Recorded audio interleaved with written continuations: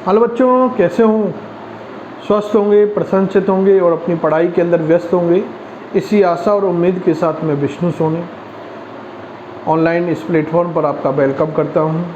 तो बेटा हम लोग आज टुडे आपके लेसन 5 11th NCERT का जो लेसन 5 है और वो है बेटा आपके पुष्पीय पादपों की आकार की।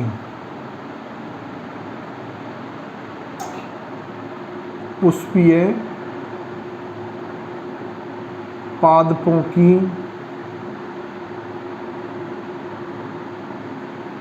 आकार की मॉर्फोलॉजी ऑफ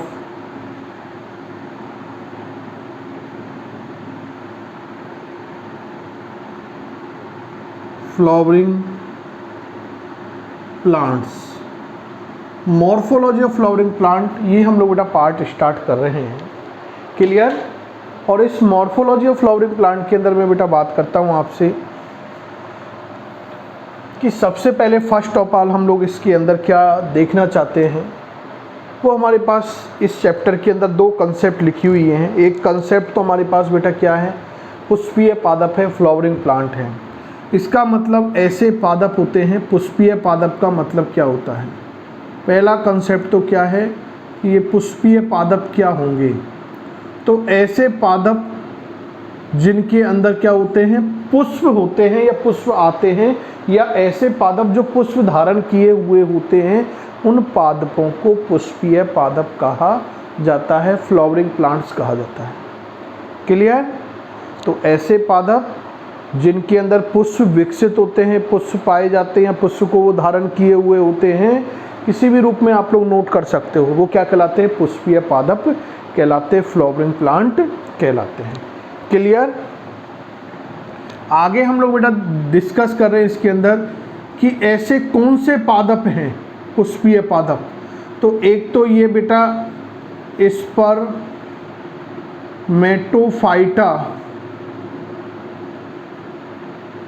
जो पादप होते हैं, स्पर्मेटो पादपों का एक समूह था ना, स्पर्मेटोफाइटा। इनके अंदर बेटा आते हैं आपके एंजियोस्पर्म पादप, एंजियोस्पर्म पादप, और जिन्हें कहा जाता है आपके आवृतबीजी पादप। डिस्कस करके आए थे ना प्लांट किंगडम के अंदर आप लोग, आवृतबीजी पादप। इन आवृतबीजी पादपों को बेटा क्या कहा जाता है? पुष्पीय पादप कहा जाता है। क्लियर? अब हम लोग आगे बात करते हैं कि दूसरा शब्द यहाँ पर इस चैप्टर के नेम में ही दिया हुआ है, आकार की। मॉर्फोलॉजी क्या होती है? तो आकार की का मतलब क्या है मैं आपको बताता हूँ बेटा। मॉर्फोलॉजी का मीनिंग क्या होता है? तो मॉर्फोलॉजी जो ये वर्ड है, ये ग्रीक भाषा के 2 शब्दों से मिलकर बना है। एक शब्द है मॉर्फोस और दूसरा शब्द है लॉजी। मॉर्फोस का मीनिंग होता है फॉर्म यानी रूप, और लॉजी का मतलब आप लोग अभी तक सीख चुके हो, टू स्टडी, अध्ययन करना, यानी रूप के बारे में अध्ययन करना, अध्ययन करना। अब मैं आपसे कहूँ बेटा कि आप रूप के बारे में, तो रूप रंग, आप लोग यही तो माइंड में आएगा ना, रूप रंग। तो रूप रंग बताओ, कहाँ से बताओगे आप? मैं आपसे कहूँ कि आप 2-4 बच्चों के आप रूप रंग के बारे में बताओ, तो आप बाहर से ही तो बताओगे ना बेटा। तो बस यही हम लोग बात कर रहे हैं कि जीव विज्ञान की जिस शाखा के अंतर्गत हम लोग, क्योंकि पादपों की बात कर रहे हैं तो उसके लिए वो पादप शब्द यूज कर लेंगे। जीव विज्ञान की जिस शाखा के अंतर्गत हम पादपों की बाहरी संरचना के बारे में, पादपों की बाहरी संरचना के बारे में अध्ययन करते हैं, उसे मॉर्फोलॉजी कहा जाता है। यानी बाहरी रूप के बारे में, पादपों के बाहरी रूप, बनावट, संरचना के बारे में अध्ययन किया जाता है, उसे क्या कहा जाता है? मॉर्फोलॉजी कहा जाता है। क्लियर? कोई डाउट बेटा? आगे हम लोग कह रहे हैं कि जो मॉर्फोलॉजी है बेटा, ये 2 प्रकार की होती है।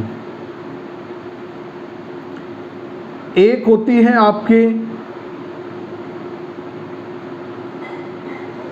बाह्य आकारिकी के रूप में और एक होती है आंतरिक आकारिकी के रूप में, एक्सटर्नल मॉर्फोलॉजी और इंटरनल मॉर्फोलॉजी। वास्तव में आकारिकी तो बाह्य आकारिकी है और आंतरिक आकारिकी को बेटा हम लोग शारीरिकी भी कहते हैं, शारीरिकी। और इसके ऊपर आपके नेक्स्ट चैप्टर है शारीरिकी एनाटॉमी। तो क्या है बेटा शारीरिकी एनाटॉमी कि जब हम लोग देखें पादपों के आंतरिक संरचना के बारे में या पादपों के जो भाग हैं उनके आंतरिक संरचना के बारे में हम जिस शाखा के अंतर्गत अध्ययन करते हैं उस शाखा को क्या कहा जाता है, उसे कहा जाता है आपके शारीरिकी एनाटॉमी कहा जाता है। यहाँ तक कोई डाउट बेटा? आगे हम दो वैज्ञानिकों के कंट्रीब्यूशन के बारे में यहाँ हम लोग चर्चा कर रहे हैं कि शारीरिकी का जनक किसे कहा जाता है। तो एक वैज्ञानिक है एन ग्रू। एन ग्रू नामक वैज्ञानिक जिसने ऊतक शब्द भी दिया था बेटा, है ना। इसके बाद हम लोग देख रहे हैं एन ग्रू के अलावा कि भारतीय पादप शारीरिकी का जनक किसे कहा जाता है। तो के ए चौधरी, कई स्टूडेंट आप में से भी होंगे, है ना, के ए चौधरी। तो के चौधरी को क्या कहा जाता है आप लोगों के भारतीय पादप शारीरिकी का जनक कहा जाता है। क्लियर? तो अभी तक हम लोगों ने बेसिक कॉन्सेप्ट डिस्कस कर रहे हैं। पुष्पीय पादप क्या होते हैं, कौन से पुष्पीय पादप होते हैं। तो स्पर्मेटोफाइटा समूह है पादपों का, उसका एक सदस्य एंजियोस्पर्म है, आवृतबीजी पादप हैं, उन्हें क्या कहा जाता है, पुष्पीय पादप कहा जाता है। आगे हम देख रहे हैं आकारिकी का मीनिंग क्या होता है। तो आकारिकी ग्रीक भाषा के दो शब्दों से मॉर्फोस और लॉजी से बना है। मॉर्फोस का मीनिंग होता है, अर्थ होता है फॉर्म यानी रूप, लॉजी का मतलब होता है अध्ययन करना यानी रूप रंग के बारे में अध्ययन करना। दो प्रकार की है, बाह्य आकार की और आंतरिक आकार की। यदि पादपों की बाहरी रचना के बारे में अध्ययन करेंगे तो बाह्य आकार की, और यदि आंतरिक संरचना के बारे में अध्ययन करेंगे तो उसे आंतरिक आकार की कहा जाता है। आंतरिक आकार की को शारीरिकी एनाटॉमी भी कहा जाता है। क्लियर? यहाँ तक कोई बेटा डाउट? अब हम लोग नेक्स्ट बात करते हैं कि बेटा ये जो पुष्पीय पादप हैं, एंजियोस्पर्म पादप हैं, यदि मैं एक एंजियोस्पर्म पादप को यहाँ पर आपके सामने हाईलाइट करूं, उसे दिखाऊं कि ये आपके एंजियोस्पर्म पादप है, तो इस प्रकार से एंजियोस्पर्म पादप आप लोग देखते हैं आपके इर्द गिर्द भी इस प्रकार से अनेक एंजियोस्पर्म आवृतबीजी पादप, क्योंकि ये सबसे बड़ा संसार है पादपों का। क्लियर? तो इस तरह से अल्टा आप लोग बहुत सारे आपके आसपास पादपों को यहाँ पर देखते होंगे। क्लियर? इस तरह से अनेक प्लांट आप लोगों के इर्द गिर्द नज़र आ रहे होंगे और इसको देख के आपके माइंड में कुछ तो नज़र आ रहा होगा कि क्या है। क्लियर? चलो बेटा, ये एक आवृतबीजी पादप है, एक एंजियोस्पर्मिक प्लांट है। इसके अंदर में बेटा बात करूँ, एक आवृतबीजी पादप है। इसका जो शरीर होता है, आवृतबीजी पादपों का जो शरीर होता है, इस आवृतबीजी पादपों के शरीर को दो भागों में बांटा गया है। कितने भागों में बांटा गया है?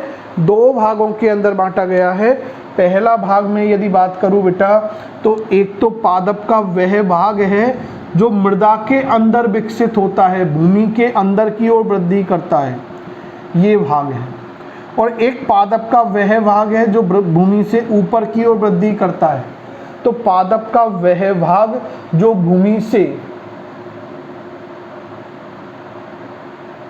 नीचे की ओर यानी भूमि के अंदर की ओर वृद्धि करता है, उस भाग को बेटा भूमिगत भाग कहा जाता है। अंडरग्राउंड पार्ट उसको बोलते हैं। और पादप का वह भाग जो भूमि यानी मृदा से ऊपर की ओर वृद्धि करता है, उसे क्या कहा जाता है? वायवीय भाग, एरियल पार्ट। तो एक आवृतबीजी पादपों के शरीर के अंदर बेटा ये दो भाग होते हैं, एक भूमिगत भाग अंडरग्राउंड पार्ट होता है और एक वायवीय भाग होता है, एरियल पार्ट होता है। क्लियर? कोई डाउट बेटा यहाँ तक? आगे हम कह रहे हैं कि अब भूमिगत भाग की मैं बात करूं तो भूमिगत भाग के अंदर बेटा अधिकांशतः पादपों के अंदर कौन सी रचनाएं आती हैं? जड़, मूल। तो ये आपको दिखाई दे रही है बेटा, जड़ या मूल। नाम सुने होंगे आप लोगों ने, जड़ या मूल, जिसे अंग्रेजी में कहा जाता है रूट। लेकिन कुछ पादपों का तना भी भूमि के अंदर वृद्धि करता है, आगे पढ़ेंगे। ये आपको ये भूमि के अंदर कुछ भाग और भूमि के बाहर की ओर कुछ भाग दिखाई दे रहा है। इससे बेटा हम लोग क्या बोल देते हैं? तना या स्तंभ कहा जाता है, इसे स्टेम बोलते हैं अंग्रेजी में।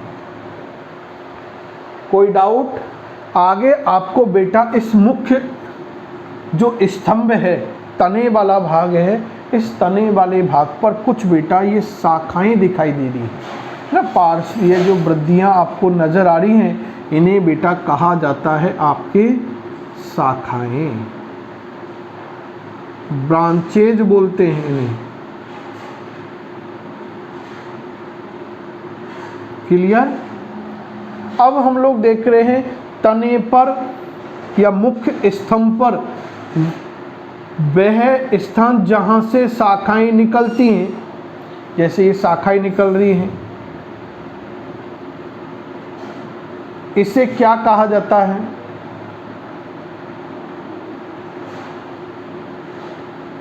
और वह स्थान, जैसे ये अपन लोग कह रहे बेटा ये स्तंभ है, इस स्तंभ का वह भाग जहां से ये शाखाएं निकली हुई हैं, उस स्थान को तो कहा जाता है बेटा आपके पर्व।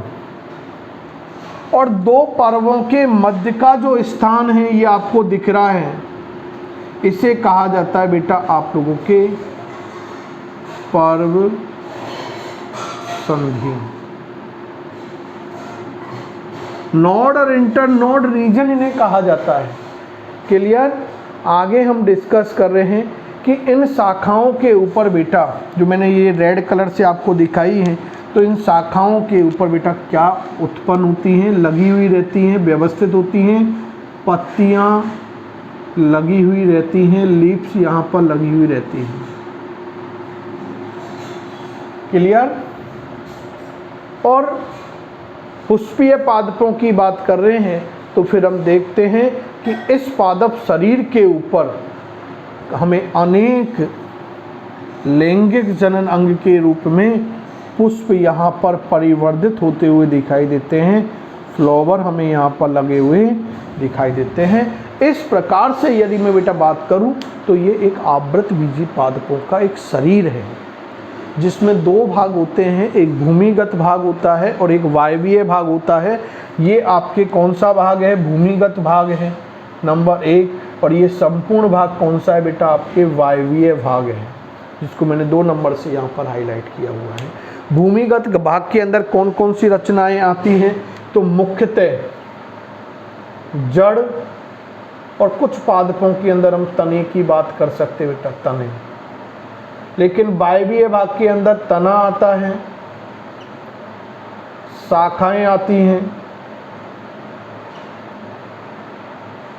पत्तियां आती हैं, और भी देखें अपन लोग यहाँ पर तो कलिकाएं भी आ जाती हैं ना, आगे समझेंगे कलिकाएं बर्ड्स क्या होती हैं। और पुष्प देखें तो ये आवृत बीजी पादपों के वायवीय भाग है बेटा। क्लियर? कोई डाउट यहाँ तक? मेरे हिसाब से कोई डाउट नहीं होना चाहिए। तो आपसे क्वेश्चन पूछ सकता है कि निम्नलिखित में से कायिक रचना है, तो याद रखना है जड़, तना, पत्तियों को भी, इनको सबको कायिक बोलते हैं। लेकिन हम भूमिगत भाग की बात करेंगे तो भूमिगत भाग में मुख्यतः जड़ और तना होता है, और वायवीय भाग के अंदर तना, शाखाएं, पत्तियां, कलिका और पुष्प, ये आदि रचनाएं होती हैं। अब इसके बाद हम लोग अगले रूप की बात करते बेटा कि इस पादप के अंदर बेटा 2 प्रकार के तंत्र, पुष्पीय पादपों के अंदर 2 प्रकार के तंत्र होते हैं। 2 तंत्र होते हैं पुष्पीय पादपों के अंदर। एक तंत्र होता है बेटा मूल तंत्र, और एक होता है आपके प्ररहो तंत्र। मूल तंत्र के अंदर मुख्यतः मूलों को रखा गया है, मूलें आती हैं, जड़ें आती हैं, जबकि प्ररहो तंत्र के अंदर बेटा हम बात करें तो प्ररहो तंत्र के अंदर आपके तना, शाखाएं, पत्तियां, कलिकाएं, पुष्प आदि रचनाएं आती हैं। क्लियर? इन आदि रचनाओं को कहाँ रखा गया है? आपके प्ररहो तंत्र के अंदर रखा गया है। इसी प्रकार से मैं बेटा आगे नेक्स्ट बात करूं तो इन आवृतबीजी पादपों के अंदर, पुष्पीय पादपों के अंदर दो भाग होते हैं। एक भाग होता है कायिक भाग और एक होता है बेटा आपके जनिक भाग। क्लियर? एक तो होता है कायिक भाग और एक दूसरा होता है जनिक भाग। इन पुष्पीय पादपों के अंदर दो भाग होते हैं, एक कायिक भाग वेजिटेटिव पार्ट होता है और दूसरा बेटा कौन सा होता है? आपके जनिक भाग होता है, रिप्रोडक्टिव पार्ट होता है। तो मैं कायिक भाग की बात करूं तो कायिक भाग के अंदर बेटा जड़, तना, पत्तियों को, कलिकाओं को मुख्यतः रखा गया है, जबकि पुष्प जो इन पुष्पीय पादपों के अंदर, आवृतबीजी पादपों के अंदर जो पुष्प नामक रचना होती है, ये बेटा पुष्प का कौन सा भाग होती है? जनिक भाग होती है। ये जनन की क्रिया में बेटा भाग लेता है, मुख्यतः लैंगिक जनन में भाग लेता है। क्लियर? कोई डाउट्स? तो बेसिक थीम डेवलप कर रहे हैं क्योंकि इन कंसेप्टों का इस पूरे चैप्टर के साथ बेटा क्या है? अपना रिलेशन रहेगा। जब तक हम लोग ये बेसिक कंसेप्ट नहीं आपके माइंड में सेट आउट होंगे तब तक इस चैप्टर को हम लोग स्टार्ट नहीं कर सकते हैं। क्लियर? इसलिए हमें कुछ इसके बेसिक कंसेप्ट को यहाँ समझना होगा। यहाँ तक मेरे हिसाब से आपके पास बेटा कोई डाउट नहीं आया होगा, कोई प्रॉब्लम है? क्लियर? तो ये हम लोगों ने बेटा जनरल अभी बात कर रहे हैं तो उसके कुछ कंसेप्ट आपके सामने मैंने यहाँ पर नोट किया है। आप लोगों को भी इस तरह से पार्टों के बारे में नोट कर लेना है। क्लियर बेटा? तो ये हम लोगों ने कुछ जनरल इंट्रोडक्शन लिया है। नेक्स्ट इसके आगे हम लोग डिस्कस करते हैं। अब मैं बेटा इन आवृतबीजी पादपों के वर्गीकरण की बात करूं और जो हम लोग यहाँ पर क्लासिफिकेशन की बेटा जो बात कर रहे हैं, वर्गीकरण की जो बात करेंगे वो हमारे उपयोग के लिए करेंगे, केवल हमारे यूज के बात करेंगे और कोई बात नहीं करने वाले, क्योंकि इस चैप्टर में जिसका रोल होगा वो कंसेप्ट हम लोग यहाँ देखेंगे। तो बेटा इन पुष्पीय पादपों को, आवृतबीजी पादपों को एक तो जीवन काल या जीवन अवधि, जन्म से लेकर प्राकृतिक मृत्यु तक की जो समयावधि होती है, जीवन काल के आधार पर इन आवृतबीजी पादपों को कितने भागों में बांटा गया है बेटा? तो आपके माइंड में आया होगा कितने भागों में बांटा गया है? 3 भागों में बांटा गया है। जीवन काल के आधार पर, जीवन अवधि के आधार पर ये पुष्पीय पादप जो होते हैं बेटा ये 3 प्रकार के होते हैं। नंबर 1 1 वर्षीय पादप, ऐसे पादप जो अपना संपूर्ण जीवन काल, ऐसे पादप जो अपना संपूर्ण जीवन काल केवल और केवल 1 वर्ष में या 1 मौसम में पूरा कर लेते हैं, उन्हें 1 वर्षीय पादप कहा जाता है। अधिकांश से जो फसली पादप होते हैं जैसे सरसों, गेहूं, बाजरा, जौ, मक्का, चना, ये सब क्या है बेटा? 1 वर्षीय पादप है। ये अपना संपूर्ण जीवन काल यानी जन्म से लेकर मृत्यु तक की सारी घटनाएं केवल 1 वर्ष में पूरा कर लेते हैं और ऐसे पादपों को कहा जाता है 1 वर्षीय पादप। जबकि दूसरे प्रकार के मैं पादप की बात करूं तो अगला होगा बेटा द्विवर्षीय पादप। द्विवर्षीय पादप किन्हें कहेंगे? बाइनियल प्लांट किसे कहते हैं? तो ऐसे पादप जो अपना संपूर्ण जीवन काल 2 वर्षों में पूरा करते हैं, ऐसे पादप जो अपना संपूर्ण जीवन काल 2 वर्षों में पूरा करते हैं, उन पादपों को बेटा द्विवर्षीय पादप कहा जाता है। अधिकांशतः इन द्विवर्षीय पादपों के अंदर प्रथम वर्ष तो कायिक वृद्धि होती है, उस पादप भाग के अंदर कायिक वृद्धि होती है, कायिक रचनाएं विकसित होती हैं, जबकि द्वितीय वर्ष के अंदर उन पादपों के अंदर जनन रचनाएं, जन्यक रचनाओं का उद्भव होता है। और इस प्रकार के मैं पादप की बेटा बात करूं तो आपके बेटा कौन सा होगा, जो द्विवर्षीय पादप के अंदर मूली, रेडिश आप लोग देखते हो ना, मूली, सलजम, गाजर, ये सब क्या है आपके द्विवर्षीय हैं। क्लियर? मूली, सलजम ये कैसे हैं? द्विवर्षीय पादप हैं। क्योंकि अब कहोगे सर मूली तो 1 वर्ष में, तो बेटा हम कायिक भाग खाते हैं मूली का, रेडिश पार्ट खाने वाला भाग खा रहे हैं, जड़ हमको खा रहे हैं, तो कायिक वृद्धि की बात करो तो 1 वर्ष में हो जाती है, लेकिन उसके अंदर जन्यक रचनाएं जो विकसित होंगी वो दूसरे वर्ष में होती है। क्लियर? इसलिए द्विवर्षीय पादप होते हैं। इसके बाद तीसरे पादपों की मैं बेटा बात करूं तो वो होते हैं बहुवर्षीय पादप। तो ऐसे पादप जो अपना संपूर्ण जीवन काल पेरेनियल प्लांट, पेरिनियल या पेरेनियल प्लांट, ऐसे पादप जो अपना संपूर्ण जीवन काल 2 या 2 से अधिक वर्षों में यानी अनेक वर्षों में पूरा करते हैं, उन पादपों को क्या कहा गया है? बहुवर्षीय पादप कहा गया है।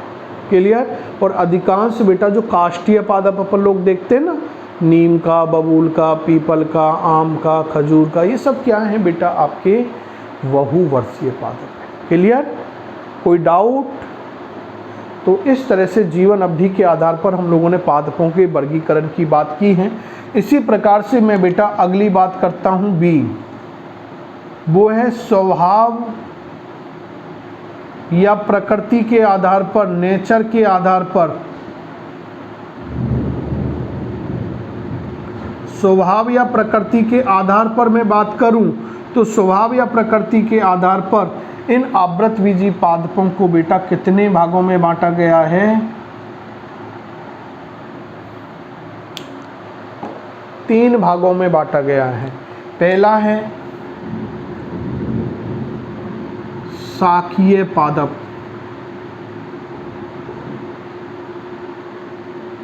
Herbaceous plant. दूसरे पादपों की बात करूं तो मैं छुपीय पादप, श्रब्स प्लांट। और तीसरे पादपों की बेटा मैं बात करूं आपसे तो काष्ठीय पादप आते हैं, जिन्हें वुडी प्लांट या ट्री प्लांट के नाम से जानते हैं। स्वभाव या प्रकृति के आधार पर पादपों को मुख्यतः 3 भागों में बांटा गया है। पहले हैं आपके शाकीय पादप, दूसरा है छुपीय पादप, तीसरे हैं काष्ठीय पादप। बेटा शाकीय पादप आप लोग खूब देखते हैं। जो फसली पादप होते हैं अधिकांशतः, जैसे आपके घरों पे आप देखेंगे तुलसी का प्लांट होता है, सबके घर में मिलेगा, अधिकांशतः देखते हैं, मोस्टली हर घर के अंदर। और जहाँ में हम हिंदू संप्रदाय की बात करें तो उनके मोस्टली मिलता है, पूजनीय पादप हैं ना। और वैसे आप लोग आप देखते हैं कहीं अनेक पादप होते हैं। तो जो बेटा ये जो पादप हैं ये शाकीय प्रकृति का पादप। अब उसको आप देखेंगे तो उस पादप की लंबाई कम होती है, एक तो हाइट कम होती है, 2, 3, 4, 5 फीट तक इनकी हाइट होती है। जनरल सरसों की देखें तो इतनी होती है, अपन तक होती है मैक्सिमम। और इनकी जड़ें भी मृदा के अंदर कम गहराई में वृद्धि करती हैं। तना स्तंभ वाला भाग देखेंगे वो भी कोमल होता है। वायु के वेग का प्रभाव क्या होता है, पड़ेगा तुरंत मुड़ते हैं ना थोड़ा सा। क्लियर? तो ये कुछ क्या है, शाकीय प्रकृति के पादप हैं। छुपीय झाड़ी वाले पादपों को देखते, बेर वगैरह के प्लांटों को अपन लोग देखते बेटा, है ना। तो ये जो पादप है ये छुपीय प्रकृति के होते हैं। इनकी लंबाई शाकीय पादपों की तुलना में अधिक होती है, जड़ें भी अधिक गहराई तक वृद्धि करती है, तना थोड़ा सा क्या हो जाता है, कठोर हो जाता है। इसी प्रकार से मैं काष्ठीय पादपों की बात करूं तो काष्ठीय पादप आप लोग अब समझ गए हैं, नीम, बबूल, पीपल, बरगद, आम, ये सब बेटा क्या है, काष्ठीय प्रकृति के क्या हैं, पादप हैं। ये कौन से प्रकृति के पादप हैं, काष्ठीय प्रकृति के पादप हैं और इन काष्ठीय प्रकृति के पादपों की लंबाई अधिक होती है, क्षुपीय प्रकृति के पादपों की तुलना में अधिक होती है। जड़ें भी अधिक गहराई तक वृद्धि करती हैं। जो जड़ें होंगी वो मृदा के अंदर, भूमि के अंदर अधिक गहराई तक क्या करती है बेटा, वृद्धि करती हैं।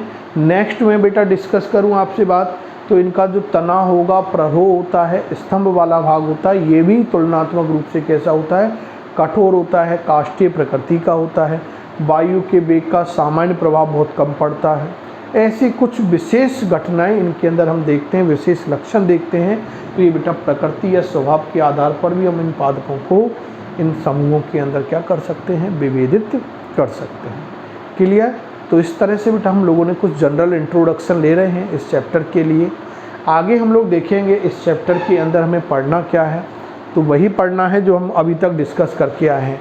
इस चैप्टर के अंदर बेटा हम लोग एक तो जड़ों के बारे में इंट्रोडक्शन लेंगे, तने के बारे में देखेंगे, पत्तियों के बारे में देखेंगे, कलिकाएं क्या होती है, वर्ड्स क्या होते हैं उसके बारे में देखेंगे। इसके बाद हम लोग पुष्प के बारे में, फ्लावर के बारे में टैक्सोनॉमिक स्टडी करेंगे, वर्ग की अध्ययन करेंगे पुष्प के बारे में कि एक पुष्प के अंदर कौन कौन सी रचनाएं होती हैं, पुष्प क्रम क्या होता है, वाह्य दलपुंज क्या होते हैं, दलपुंज क्या होते हैं, पुमंग क्या होता है, जायांग क्या होता है, बीज क्या होते हैं, फल क्या होते हैं, बीज कितने प्रकार के होते हैं, फल कितने प्रकार के होते हैं। ये हम लोग ब्रीफ डिस्कशन करेंगे इस चैप्टर के अंदर। 1 बाय 1 हम लोग आगे इस चैप्टर के अंदर डीप में जाते हुए जाएंगे। क्लियर?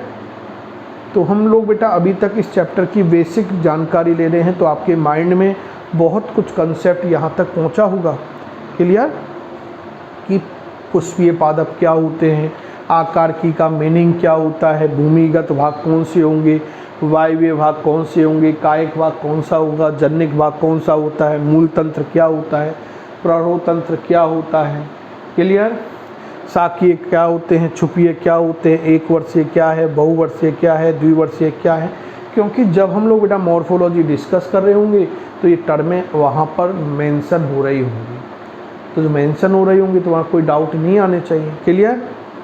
तो ये हम लोगों ने आज की इस क्लास के अंदर कुछ general introduction of morphology of flowering plant discuss किया है। नेक्स्ट कंसेप्ट के साथ वापस से मिलेंगे, तब तक के लिए थैंक यू, गुड बाय।